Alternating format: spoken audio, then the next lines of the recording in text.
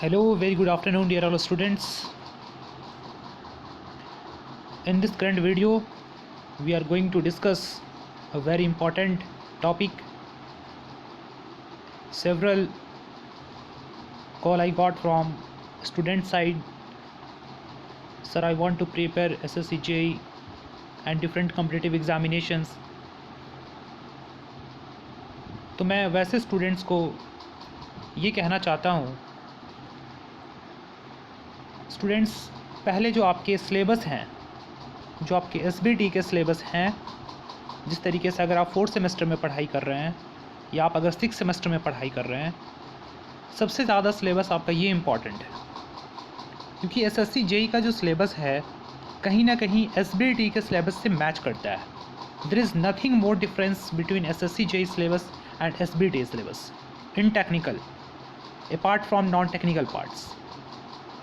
तो आज का ये सेशन बहुत ही इंटरेस्टेड होने वाला है 4th सेमेस्टर सिविल और 6th सेमेस्टर सिविल इंजीनियरिंग के स्टूडेंट्स के लिए।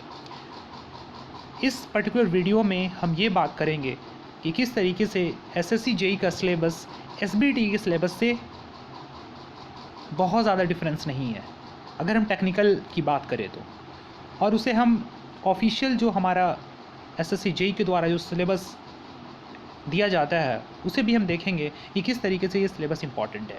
और मैं ये भी आपको बताना चाहूँगा इस पर्टिकुलर वीडियो में कि अगर आप इस सेमेस्टर को, जो बच्चे 4th सेमेस्टर में पढ़ रहे हैं, अगर 4th सेमेस्टर को इग्नोर करते हैं या 4th सेमेस्टर को अच्छे से नहीं पढ़ते हैं या लॉकडाउन के कारण या कोई भी इश्यूज़ हो उसके कारण नहीं पढ़ते हैं, तो आप कितना बड़ा पार्ट को आप लॉस करने जा रहे हो, ये भी आपको हम दिखाएंगे किस तरीके से आपके जो इस सेमेस्टर में जो 5 सब्जेक्ट्स है वो SSC JEE के कोर सब्जेक्ट्स हैं। अगर इस 5 सब्जेक्ट को आप इग्नोर करते हो या नहीं पढ़ते हो अच्छे से या आप पूरा कंप्लीट नहीं करते हो सिलेबस, तो किस तरीके से आप लॉस में जा रहे हो। और उस तरीके से जो फाइनल ईयर के स्टूडेंट्स हैं उनको भी मैं ये बताऊंगा कि किस तरीके से 6th सेमेस्टर का जो पेपर है SSC JEE के कितने इंपॉर्टेंट पार्ट को कवर करता है। तो I expect you watch this video till the end. Okay, तो चलिए हम अपने इस सेशन को स्टार्ट करते हैं। सबसे पहले मैं कुछ आपके साथ शेयर करना चाहूँगा स्टूडेंट्स, क्योंकि मैं बहुत सारे कॉल्स जो स्टूडेंट्स के द्वारा आते रहता है कि सर SSC JEE का प्रिपरेशन करना चाहते हैं तो सर कैसे करें, क्या क्या करना पड़ेगा।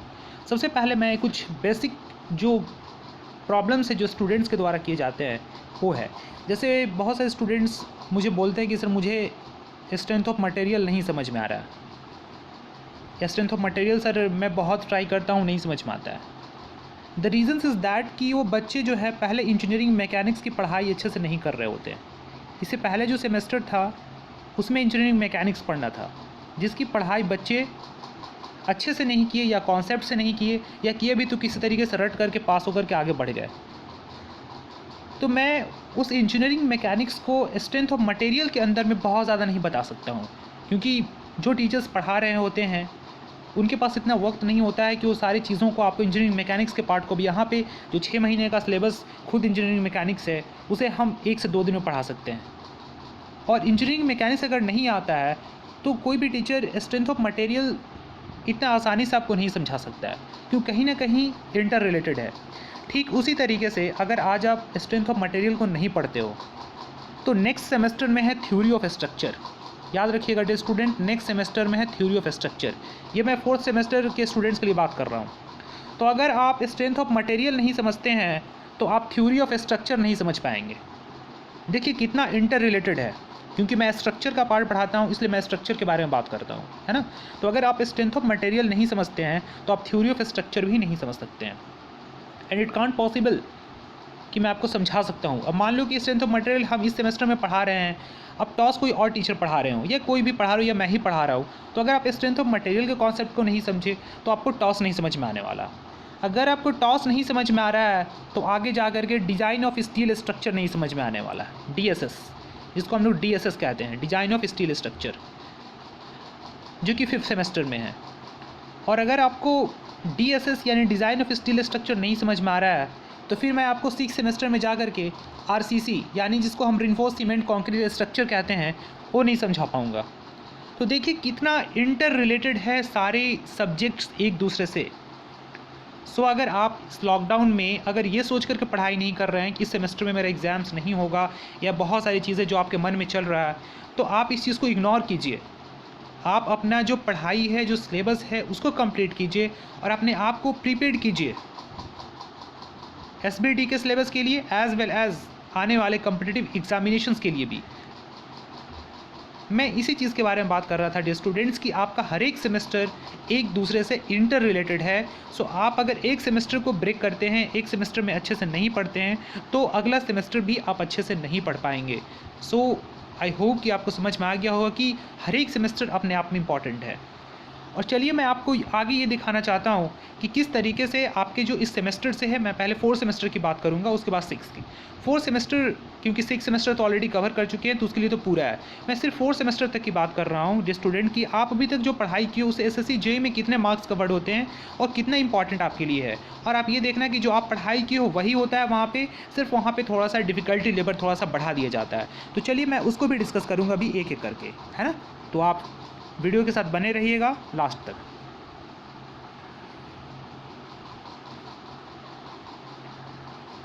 So dear students, this is official syllabus which is released by Staff Selection Commission. I think you see here on the top of the page, Junior Engineer, Civil, Mechanical, Electrical and Quantity Surveying and Contract Examinations. This is the indicative syllabus. The standard of civil engineering subject approximately of the level of diploma in engineering, civil, electrical, mechanical, electronics from a recognized institution, board or university recognized by all Indian Board of Technical Educations. All the question will be SI units. The detail of the syllabus are given below. तो आप जिस तरीके से देख रहे हैं कि जो एसएससी के द्वारा, स्टाफ सिलेक्शन कमीशन के द्वारा जो सिलेबस दिया जाता है उसमें साफ लिखा हुआ कि जो स्टैंडर्ड होता है क्वेश्चंस का वो कहीं ना कहीं डिप्लोमा का जो इंजीनियरिंग एग्जामिनेशन है, आपका बोर्ड का एग्जामिनेशन, वही स्टैंडर्ड एसएससी जेईई का होता है। साफ साफ इन्होंने यहाँ लिखा है। और इसमें 2 पार्ट में कैटेगराइज किया गया है। पार्ट 1 जिसमें नॉन टेक्निकल पार्ट होता है, जो कि आपको बहुत ज़्यादा फोकस नहीं करना है अभी, वो लास्ट के सेमेस्टर्स में फोकस करना होता है। मैं भी 4 सेमेस्टर की बात कर रहा हूँ। तो पार्ट 1 जो आपका है, जिस तरीके से दे रहे हैं, general engineering, general intelligence and reasoning. ये जो पर्टिकुलर पेपर 1 है जिसमें 2 पार्ट होते हैं जनरल इंटेलिजेंस एंड रीजनिंग के, जिसमें आपके इंटेलिजेंस के रिगार्डिंग क्वेश्चंस होते हैं, जिसमें रीजनिंग्स होते हैं। इसके बारे में आपके आगे मैं बात करूंगा जब आप फाइनल ईयर में पहुंच जाएंगे, ठीक है। अभी मैं ये 4 सेमेस्टर के लिए बात कर रहा हूं कि किस तरीके से, अभी मैं सिर्फ टेक्निकल पे फोकस कर रहा हूं, नॉन टेक पार्ट को छोड़ दीजिए। और पार्ट 2 होता है जिसमें जनरल अवेयरनेस होता है, जो कि दोनों मिलाकर के 100 मार्क्स को कवर करता है, ठीक है। ये सिर्फ प्रीलिम्स की बात कर रहे हैं। फर्स्ट जो स्टेज होता है, 2 स्टेज होता है एसएससी जेईई में, पहला स्टेज और नेक्स्ट स्टेज।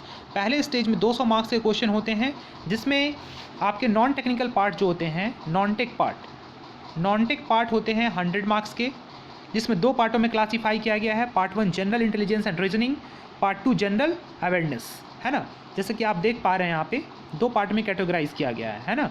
तो पार्ट 1 कौन सा है, general intelligence and reasoning, part 2 है जनरल अवेयरनेस। दोनों 50-50 मार्क्स के होते हैं। तो इसको हम लोग आगे देखेंगे, ये चीज़ नेक्स्ट टाइम की बात है। अभी मैं सिर्फ टेक्निकल की बात कर रहा हूँ, क्योंकि टेक्निकल ही आपके लिए भी बहुत ज़्यादा इंपॉर्टेंट है, क्योंकि टेक्निकल अभी आप पढ़ाई कर रहे हो और उसके साथ मैं कंपेरिजन करना चाहता हूँ कि आपका स्टेट बोर्ड का सिलेबस किस तरीके से एक दूसरे से बहुत ज़्यादा कोरिलेटेड है। सो आप देखते रहिएगा इन तक।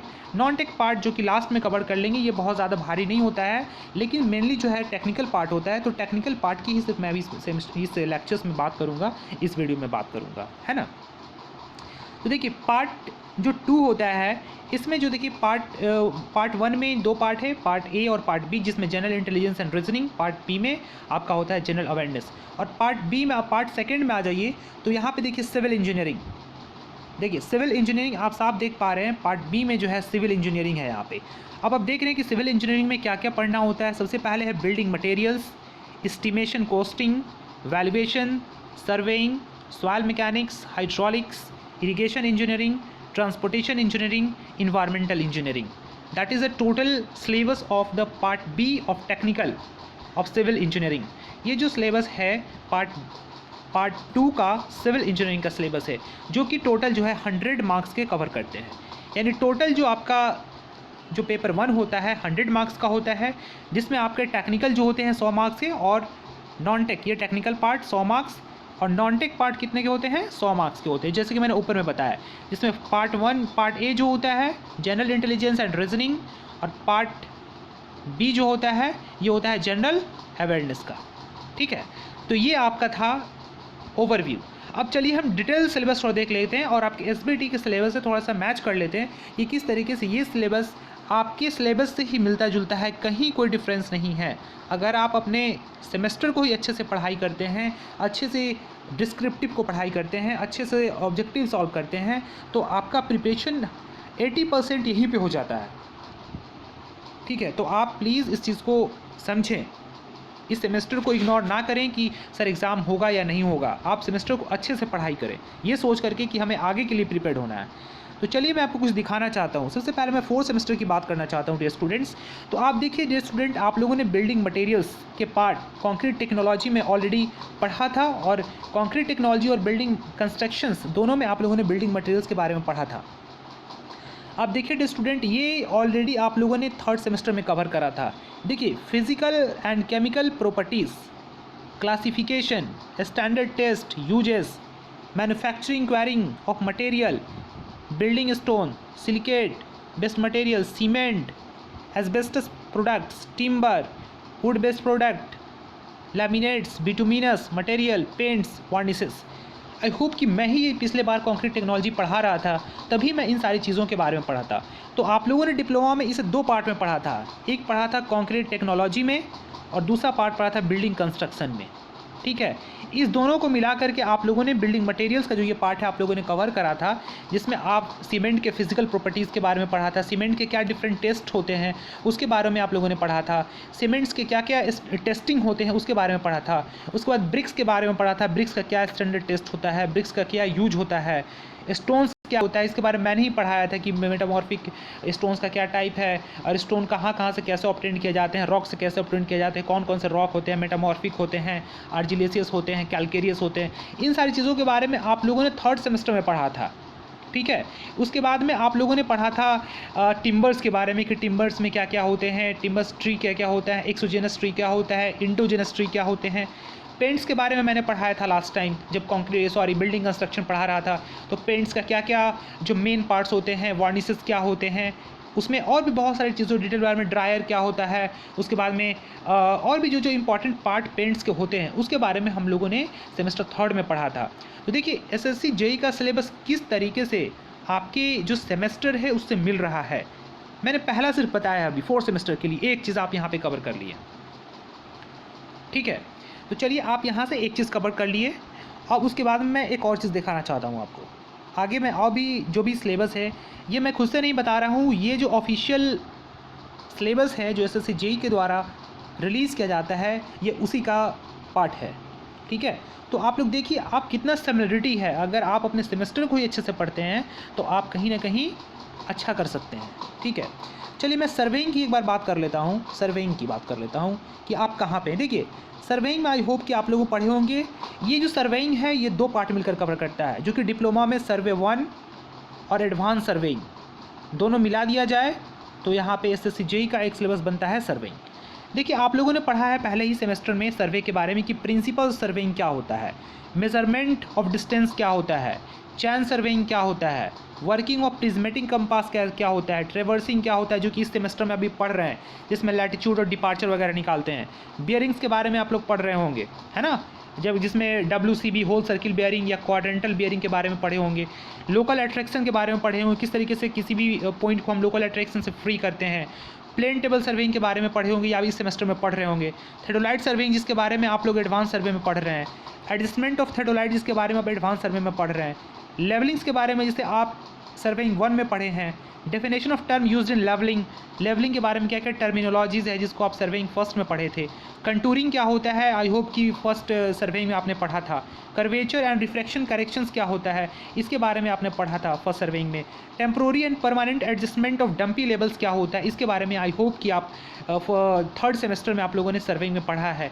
मेथड ऑफ कंटूरिंग्स क्या होता है ये भी पढ़ा है, जो कि स्क्वायर मेथड्स होता है, टैक्योमेट्रिक मेथड्स होता है, इन सारी चीज़ों के बारे में आपने पढ़ा है। यूजेस ऑफ कंटूर मैप्स क्या है, है, ये कंटूर मैप्स का पता यूज़ करके हम लोग किस तरीके से पता लगाते हैं कोई भी जो हमारा अर्थ ग्राउंड है, हील है या डिप्रेशंस है। देखिए कितना आपकी जो सिलेबस है से कितना कोरिलेटेड है। आप देखिए, आप कमेंट कीजिएगा कि क्या ये आपका सिलेबस कहीं आपके सिलेबस से बाहर है? कहीं बाहर नहीं है। There is no difference between SSC JEE syllabus and your SBT syllabus. So try to understand these things, and you will try to solve more and more numerical question and more objective theoretical questions along with your descriptive questions. कितना important है कि आप अगर descriptive question solve करते हो तो अपने आप वहाँ से जो ऑब्जेक्टिव क्वेश्चन होता है वहाँ से निकल करके आता है। और आगे देखिए टैकोमेट्रिक सर्वे, जो इसमें पढ़ना होता है आपको कि टैकोमेट्रिक से हम लोग कैसे कोई भी एंगल को मेजरमेंट करते हैं, टैकोमेट्रिक से कैसे हम लोग हॉरिजॉन्टल डिस्टेंस को निकालते हैं, कैसे इंक्लाइंड साइट होता है तो किस तरीके से हम निकालते हैं। आई होप कि ये चीज़ आप अभी ही पढ़ रहे हैं। उसके बाद में कर्व सेटिंग्स के बारे में भी आप लोगों ने पढ़ा होगा कि डिफरेंट मेथड्स क्या क्या होता है, टू थेडोलाइट्स मेथड क्या होता है, इन सारी चीज़ों के बारे में आप लोग पढ़े होंगे, जिसमें टेंजेंट लेंथ निकालना होता है, उसके बारे में मिड ऑर्डिनेट निकालना होता है, उसके बाद में और भी बहुत सारी चीज़ें हैं जो कर्व का लेंथ निकालना होता है, बहुत सारी चीज़ें जो कर्व के सेटिंग में पढ़ना होता है।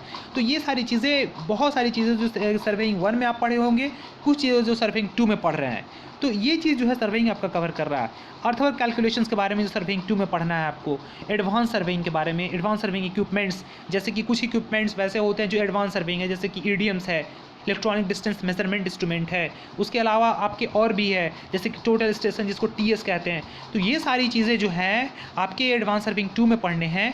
तो देखिए ये दोनों मिला करके आपका सर्वेइंग को कवर करता है। तो अभी तक आप देखिए कि आपके 4th सेमेस्टर से ही कितने ज़्यादा सिलेबस हैं एसएससी जेईई में। अगर आप इस सेमेस्टर को अच्छे से नहीं पढ़ते हैं, कहीं भी इग्नोर करते हैं, तो आप समझ लीजिए कि आने वाले समय के लिए बहुत ज़्यादा डिफ़िकल्ट होने वाला है आपके लिए। और हम ये नहीं इंश्योर कर सकते हैं कि हम इस 6 महीने के सिलेबस को आपको 1 दिन में कंप्लीट करा सकते हैं या 2 दिन में कंप्लीट करा सकते हैं। आपको 6 महीने पढ़ने पड़ेंगे, मेहनत करने पड़ेंगे, तभी जाकर आप इस चीज़ को कंप्लीट कर सकते हो। ठीक है, तो एसएससी जेईई का सिलेबस कहीं अलग नहीं है। जो भी दिमाग में अगर आपके भरा हुआ है कि एसएससी जेईई का सिलेबस कुछ अलग है, तो अलग कुछ नहीं है। टेक्निकल सारी चीज़ें वही हैं जो आप पढ़ाई करते हो। ठीक है, तो प्लीज़ आप इस चीज़ को समझें कि आपके लिए सेमेस्टर कितना इंपॉर्टेंट होता है, कि आगे आने वाले कंपटीशंस के लिए अगर आप अभी से नहीं पढ़ रहे हैं, तो बाद में अगर आप सोचते हैं कि हम प्रिपरेशन कर लें तो आप नहीं कर पाएंगे। It's not possible, it's never possible. तो आप साथ में प्रिपरेशन करें इसका, है ना। पहले तो आपका जो सिलेबस है इस सेमेस्टर में उसको पढ़ाई करें, है ना। अदरवाइज़ आप कुछ ज़्यादा नहीं कर सकते हैं। अगर आप यही आपका बेसिक कॉन्सेप्ट क्लियर नहीं होगा तो आप आगे क्या कर पाएंगे। और सारे क्वेश्चन इसी पे बेस्ड होते हैं। अभी तक आप समझ गए होंगे कि आपका एसबीटी का सिलेबस और एसएससी जेईई का सिलेबस में कितना डिफरेंसेस है। कुछ डिफरेंस नहीं है। देखिए सॉइल मैकेनिक्स में आपको मैं दिखा देता हूँ, जो कि इस सेमेस्टर में पढ़ना है, आपको इसी सेमेस्टर में पढ़ना है। देखिए अगर आप इस चीज़ को छोड़ रहे हैं तो कितना बड़ा पार्ट को आप छोड़ रहे हैं।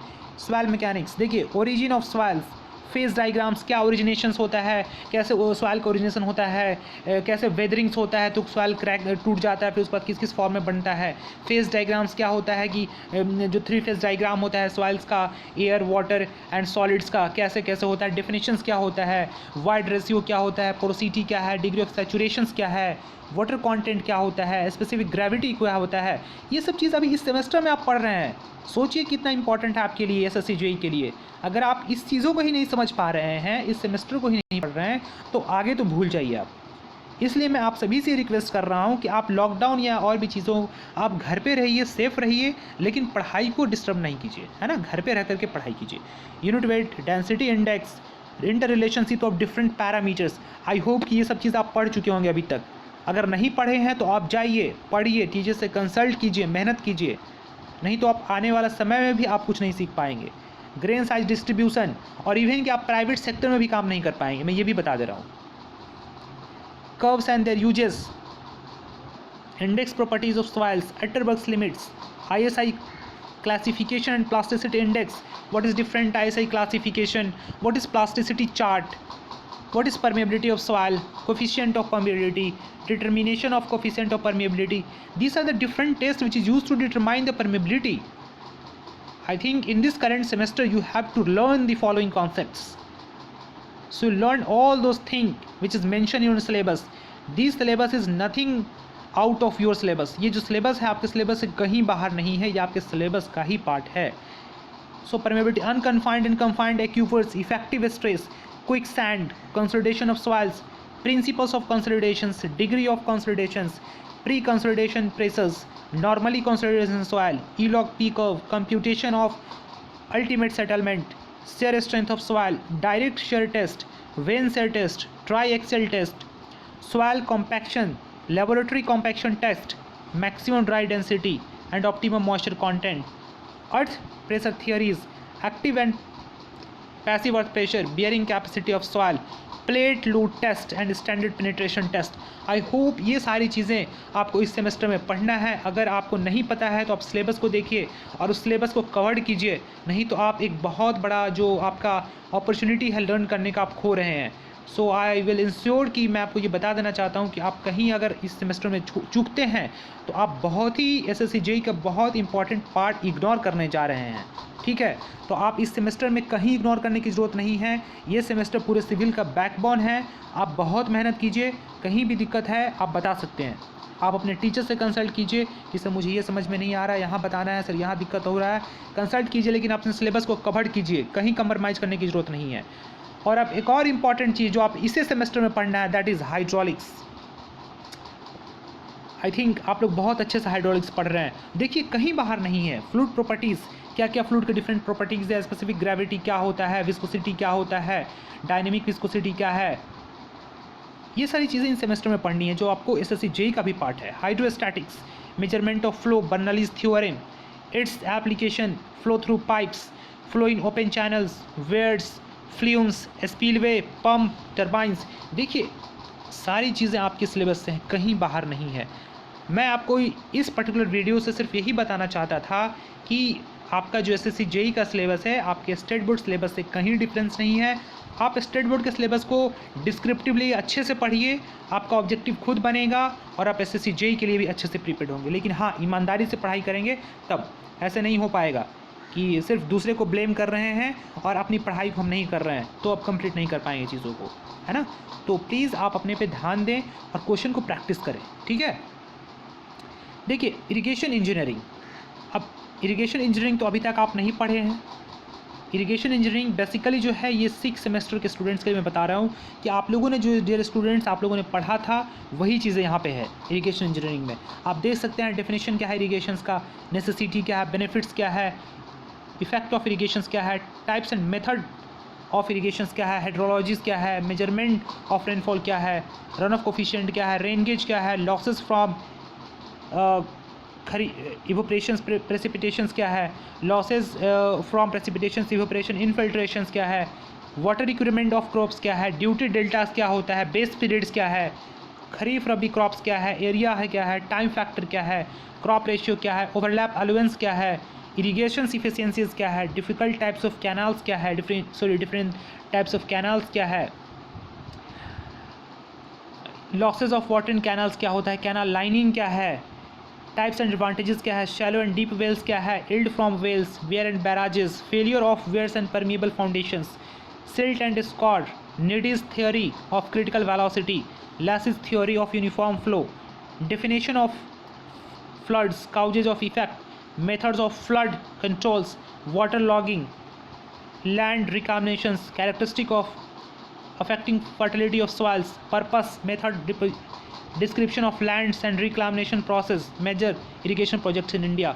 ये सारी चीज़ें SBTE का सिलेबस का ही पार्ट है, कहीं अलग नहीं है। जो बच्चे जो स्टूडेंट 6 सेमेस्टर में हैं वो आई होप कि ये चीज़ें समझ गए होंगे कि सारी चीज़ें 6 सेमेस्टर की ही हैं। अब मैं 4 सेमेस्टर के लिए बात कर रहा हूँ और पैरेलली 6 सेमेस्टर के लिए, क्योंकि दोनों आप लोग पढ़े हैं। तो देखिए हाईवे इंजीनियरिंग की मैं बात कर रहा हूँ, तो हाईवे इंजीनियरिंग जो कि 5th सेमेस्टर में पढ़ना है, ये 6 सेमेस्टर की मैं बात कर रहा हूँ, ठीक है। एक्चुअली में जो ट्रांसपोर्टेशन इंजीनियरिंग है इसमें 2 पार्ट मिलकर के बना हुआ है। यहाँ पे दोनों चीज़ें हैं। यहाँ पे ट्रांसपोर्टेशन में आपको highway engineering plus railway engineering. तो आई होप हाईवे इंजीनियरिंग जो 6 सेमेस्टर में बच्चे वो 5th में पढ़े होंगे और रेलवे इंजीनियरिंग 4th में। तो मैं अगर सिर्फ 4th सेमेस्टर की ही बात करता हूँ तो 4th से ही पर्टिकुलर सिर्फ 4th सेमेस्टर से ही बहुत सारे क्वेश्चन आते हैं ट्रांसपोर्टेशन में रेलवे से। तो आपको मैं दिखा देना चाहता हूँ कि रेलवे से कहाँ से आते हैं। देखिए यहाँ पे डियर स्टूडेंट्स एक मिनट रुक जाइए आप।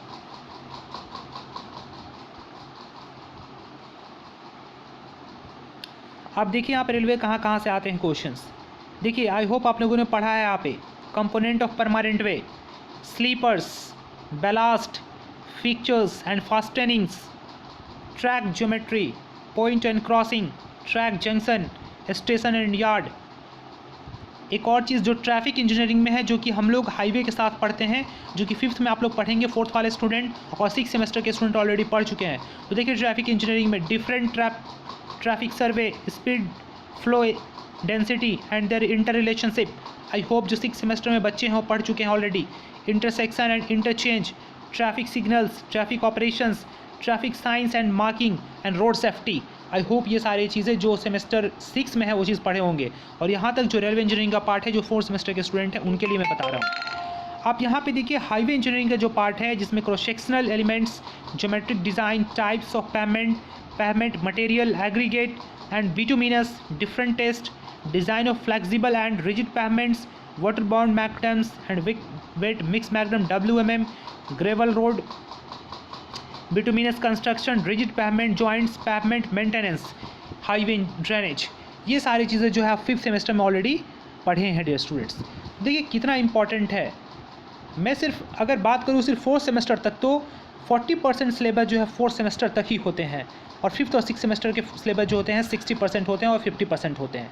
3rd और 4th मान लीजिए लगभग 50%, और 5th और 6th लगभग 50%। दोनों को मिला दिया जाए तो 100% सिलेबस प्रिपेयर्ड होता है SSC JEE के लिए।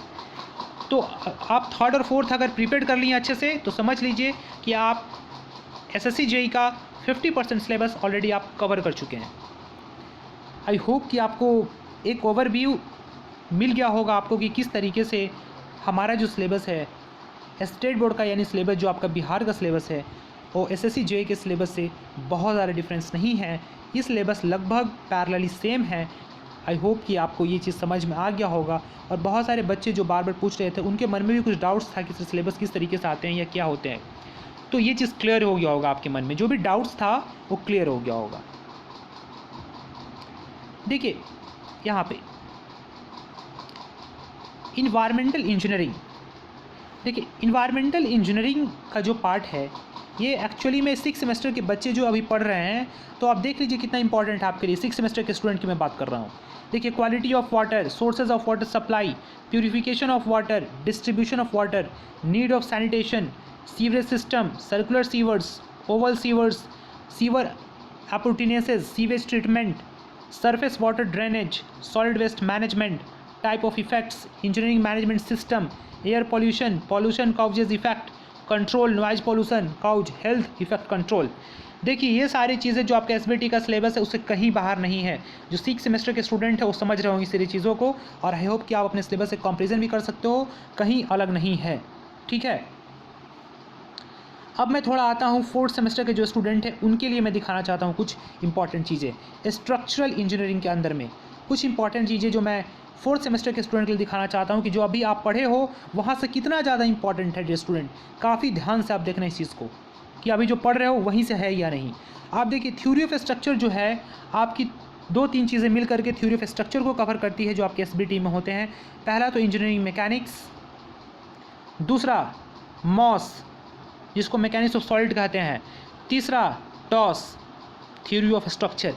इस तीनों को मिला दें तो हमारा बनता है SSC JEE का थ्योरी ऑफ स्ट्रक्चर का पार्ट। आपके डिप्लोमा में तीन सेमेस्टर में पढ़ने हैं, और यहाँ थ्योरी ऑफ स्ट्रक्चर सिर्फ सिंगल चीज़ इंक्लूड किया गया है। तो चलिए आपको दिखा देते हैं कि कहाँ तक आप लोग पढ़े हैं अभी तक।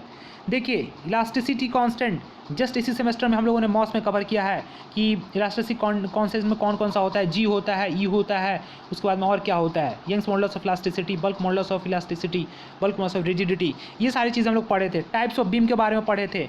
ठीक है, डिटर्मिनेट और इनडिटर्मिनेट बीम जिसके बारे में हम लोग बात कर रहे थे कि डिटर्मिनेट बीम और इनडिटर्मिनेट बीम क्या होता है। Bending moment and shear force diagram of simply supported beam, cantilever and over hanging beam.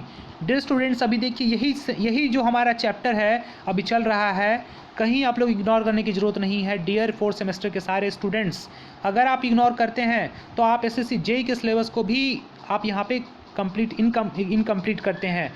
तो आप देख सकते हैं कि किस तरीके से आपका स्टेट बोर्ड का सिलेबस एसएससी जेईई के सिलेबस से मिल रहा है।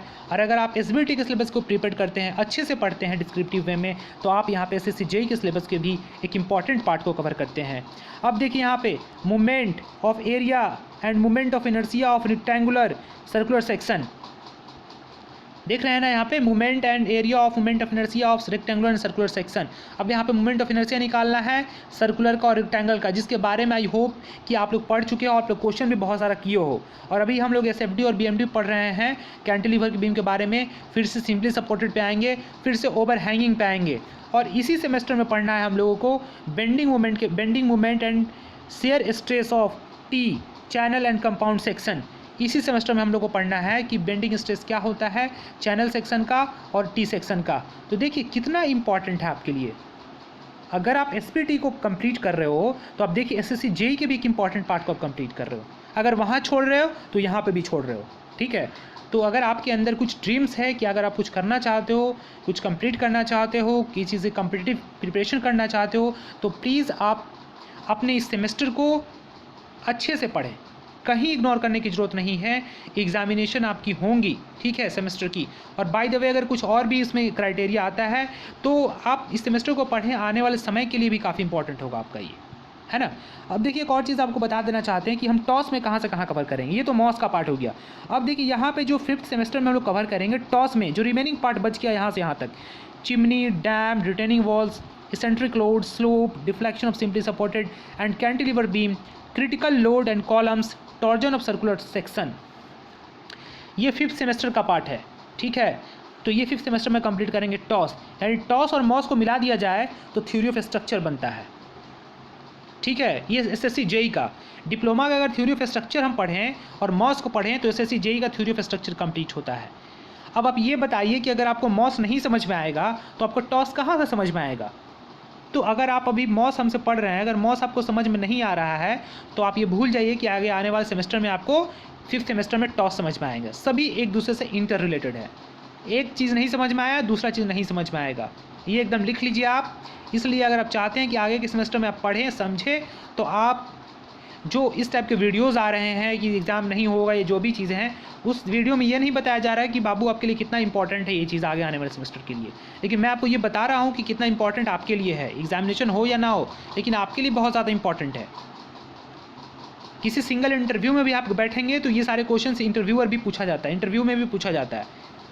सो आप अच्छे से इस चीज़ को देखें, अच्छे से समझें चीज़ों को, है ना। आई होप कि आप समझ गए होंगे डियर स्टूडेंट्स कि कितना इंपॉर्टेंट पार्ट अब अगर आप छोड़ रहे हो तो बहुत इंपॉर्टेंट पार्ट को आप इग्नोर कर रहे हो। फिर आप बाद में आप इसी चीज़ के लिए अब बात करो कि सर ये मुझे ये चीज़ नहीं समझ में आया था, ये कौन सा सिलेबस है सर, तो आप अभी इस चीज़ को ध्यान दो। Dear student, I think you have already covered this concrete technology part in semester third and you see here कि आप लोग जो पढ़े थे वही है। यहाँ पे देखो, see here properties, advantage and uses of concrete. What is properties, advantage and use of concrete? What is cement aggregates? What is importance of water quality? What is water cement ratio? What is workability? What is mixed design? What is storage, batching, mixing, placement, compaction, finishing and curing of concrete, quality control of concrete, hot weather and cold weather concreting, repair and maintenance of concrete structures. ये 3rd semester में हम लोगों ने cover किया था concrete technology के important parts. What is different type of concrete क्या होता है, उसके क्या क्या एडवांटेजेस है, एडमिक्सचर्स क्या होता है, कौन कौन डिफरेंट टाइप के एडमिक्सचर्स होते हैं, कंक्रीट के प्लेस करने के कौन कौन से डिफरेंट तरीके होते हैं, हॉट वेदर कंडीशन में किस तरीके से कंक्रीटिंग किया जाता है, कोल्ड वेदर में किस तरीके से किया जाता है, रिपेयरिंग कैसे किया जाता है कंक्रीट का। ये सारी चीज़ें कंक्रीट टेक्नोलॉजी में पढ़ी होंगे। और जो 4th सेमेस्टर के स्टूडेंट है उसके लिए तो करंट ही है जो 3rd सेमेस्टर में आप लोग पढ़े हो। तो देखिए कितना ज़्यादा इंपॉर्टेंट है। अगर आप ये सोच रहे हैं कि आप सेमेस्टर को छोड़ करके आगे बढ़ जाएंगे, कब तक आगे बढ़ेंगे, कभी ना कभी आपको तो प्रिपरेशन करना पड़ेगा अगर आपको अच्छा करना है। और अगर आप प्राइवेट में भी जाते हैं तो आपको कंक्रीट के बारे में, स्ट्रक्चर्स के बारे में नॉलेज रहेगा तभी तो आप काम करेंगे, अदरवाइज आप क्या काम करेंगे, किसी कंपनी के लिए आप क्या कर सकते हैं इसके अलावा। अब देखिए मैं बात कर रहा हूँ 6th सेमेस्टर के स्टूडेंट, वैसे स्टूडेंट जो 6th सेमेस्टर में हैं, अगर इस सेमेस्टर को इग्नोर कर रहे हैं तो आप बहुत बड़ा पार्ट को खो रहे हैं।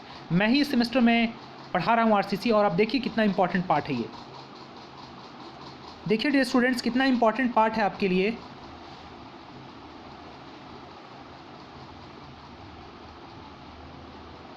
देखिए आरसीसी डिज़ाइंस, देखिए आप RCC beam, flexor strength, shear strength, bond strength, design of singly reinforced and doubly reinforced beam, cantilever beam, T beam, lintels, यहाँ तक देखिए, यहाँ तक हम लोग अभी कवर कर चुके हैं। टी बीम तक कहाँ तक कवर कर चुके हैं डियर स्टूडेंट्स? टी बीम तक। मैं ये 6 सेमेस्टर को बात कर रहा हूँ, हम लोग अभी टी बीम तक कवर कर चुके हैं। अब देखिए 1 वे स्लैब एंड 2 वे स्लैब जो कि अभी जस्ट आगे हम लोग को पढ़ना है, आइसोलेटेड फुटिंग जो कि आगे पढ़ना है, reinforced brick work, columns, staircase, यहाँ तक हम लोग को पढ़ना है। देखिए रिटेनिंग वॉल्स, वाटर टैंक्स जो कि आपके सिलेबस में नहीं है, तो कुछ चीज़ें जो हैं आपके आउट ऑफ सिलेबस है। देखिए बहुत ही छोटा सा पार्ट, बहुत ही छोटा सा पार्ट, जिसको अगर हम लोग इग्नोर भी करें तो अगर हम 90% चीज़ों को कवर करते हैं तो हम लोग सारी चीज़ों को कवर कर लेते हैं। और देखिए यहाँ पर लिखा हुआ है LSM और वर्किंग स्ट्रेस मेथड, LSM और WSM से इस चीज़ों को डिज़ाइन करना है। आई होप कि आप चीज़ों को समझ गए होंगे डियर स्टूडेंट्स, कि अगर आप किसी भी वजह से इस सेमेस्टर को इग्नोर कर रहे हैं या चीज़ों को ध्यान नहीं दे रहे हैं तो आप बहुत बड़ा पार्ट को खो रहे हैं, बहुत बड़ा पार्ट को लॉस कर रहे हैं। ठीक है, तो प्लीज़ आप चीज़ों को समझें और पढ़ाई को इम्पोर्टेंस दें। घर पे रहें, घर पे रह कर के चीज़ों को समझें और पढ़ाई करें। बिल्कुल पढ़ाई में कहीं कंप्रोमाइज़ नहीं करें आप। और देखिए लास्ट जो इम्पॉर्टेंट चीज़ है स्टील स्ट्रक्चर का डिज़ाइन, स्टील डिज़ाइन। देखिए तो स्टील डिज़ाइन जो आप देख पा रहे हैं यहाँ पे, जो 5th सेमेस्टर में पढ़ना है, जो 6th सेमेस्टर के स्टूडेंट हैं उन्हीं के लिए मैं बात कर रहा हूँ। देखिए steel design and construction of steel column, beam, roof trusses, plate gutter, यहाँ पे सिर्फ एक लाइन में लिख दिया गया है। लेकिन आपका जो SBT का सिलेबस है जिसमें पूरे कनेक्शंस के बारे में, रिफिटिंग कनेक्शन है, बोल्ट है, नट है, उसके अलावा कॉलम्स है, फ्लैट स्लैब है, उसके अलावा कंप्रेशन मेंबर है, टेंशन मेंबर है। आई होप कि ये 6th सेमेस्टर के स्टूडेंट को समझ में आ रहा होगा, 4th सेमेस्टर को नहीं समझ में आ रहा हो क्योंकि आप लोग पढ़े नहीं हो अभी ये। तो ये 6th सेमेस्टर की मैं बात कर रहा हूँ। तो ये सारी चीज़ों का डिज़ाइन है, तो देखिए कहीं अलग नहीं है। तो इतने सारी चीज़ों को ऑब्ज़र्व करने के बाद में, after observation of this syllabus, we are going to be learn the following things. We observe that 50% of SSC JEE syllabus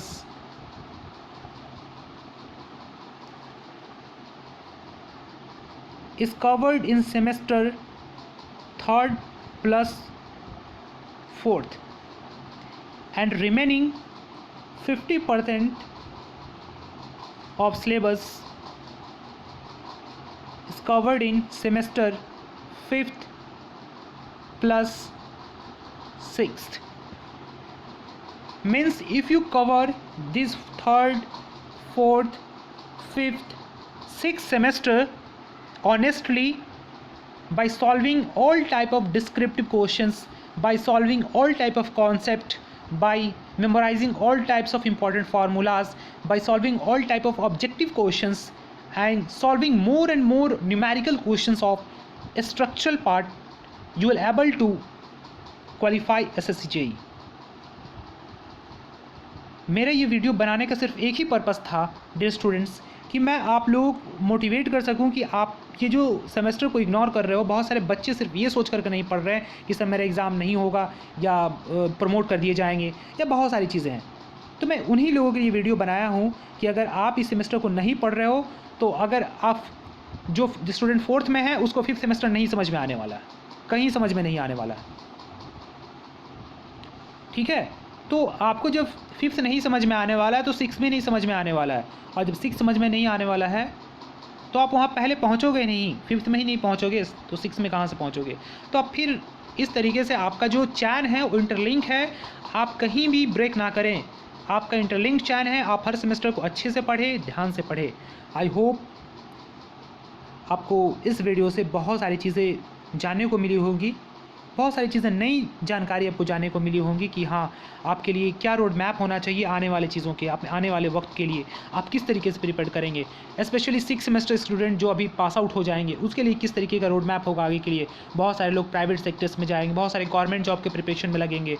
तो डियर स्टूडेंट आप इस चीज़ को फॉलोअप करें, जो आपका सिलेबस था आप उसको अच्छे से पढ़ाई कर रहे होंगे तो आपके लिए बहुत ही आसान होगा। अगर नहीं पढ़ रहे होंगे तो आपके लिए बहुत ही डिफ़िकल्ट होने वाला है। और प्राइवेट में अगर आप अंदर स्किल्स नहीं है, आपके पास नॉलेज नहीं है, तो आप वहाँ पे भी बहुत ज़्यादा प्रॉब्लम, डिफ़िकल्टीज़ को फेस करने वाले हैं।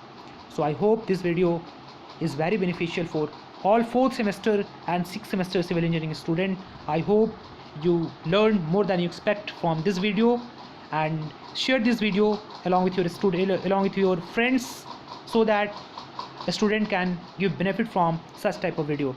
Thank you everyone for watching my video. Stay tuned. God bless you all.